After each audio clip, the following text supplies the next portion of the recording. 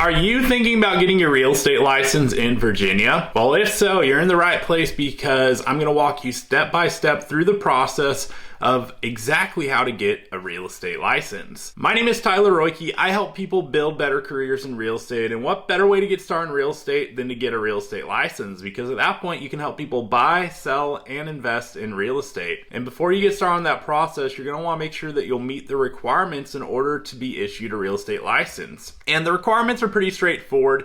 You've got to be 18 years of age or older at the time that you submit your real estate license application. You've also got to have a high school diploma or GED. And as long as you meet those requirements, you can move on to step 1, which is to enroll in a real estate school online. You're going to need to complete 60 hours of approved Virginia real estate pre-licensing coursework. And if you need a place to get started with that, I'm going to have a pinned comment below with a link to a course provider that does meet those requirements for the state of Virginia. So if you need that, go check it out. And as my thank you for watching the video, I'm going to make sure you get a very nice discount on that coursework. But once you complete that 60 hours of pre-licensing work, you can move on to step 2, which is to take and pass your real estate licensing exam. The salesperson exam consists of 80 national questions and 40 state-specific questions for a total of 120 questions that you'll need to answer. And to pass, you're going to need to get at least 70% correct on the national portion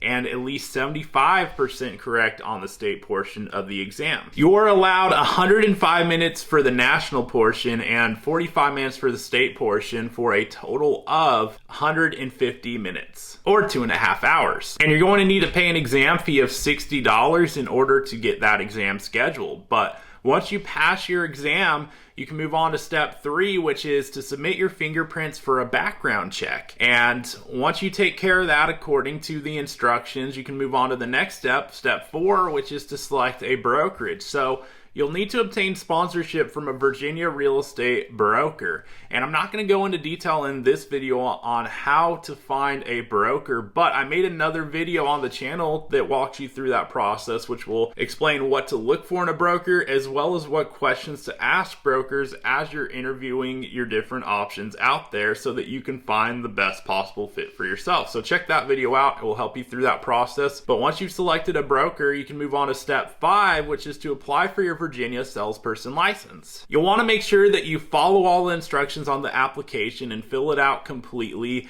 and then you're going to need to pay a licensing fee of $170 so that they can get that process for you. And then once you've got that submitted, you're going to be able to move on to step 6 as they issue you your license, which is to complete an approved 30 hours of post-licensing education. And the good news with this one is you do have some time to complete it because they're going to process your application assuming that you've met the requirements and have completed everything needed to issue your license, and they will issue your license.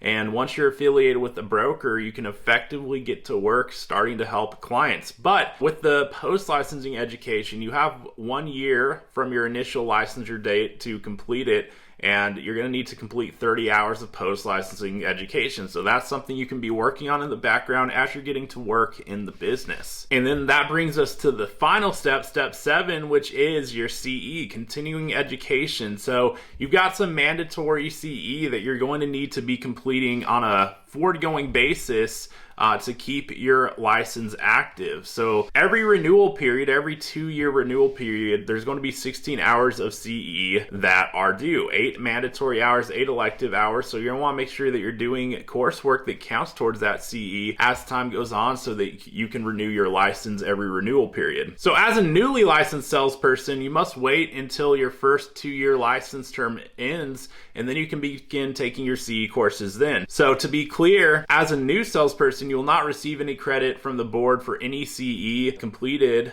before your first 2-year licensure term ends. So that's probably some good news to hear there, but going forward from that initial 2 years on, you're going to want to make sure you hit the CE requirements, because the last thing you want to have happen once you put in all the work to get your license is to have it lapse because you forgot to do your CE. And now that you know exactly how to get your real estate license, there's only one question that remains. Are you going to get after it? If so, hit that subscribe button so that I may continue to share more tips with you on the journey ahead into real estate. And if you haven't done so already, make sure you go and check out the pinned comment below where I've included some links and resources to help you through the licensing process. And if you got value out of the video, you already know what to do. Hit the subscribe button, and I'll look forward to seeing you on the next video.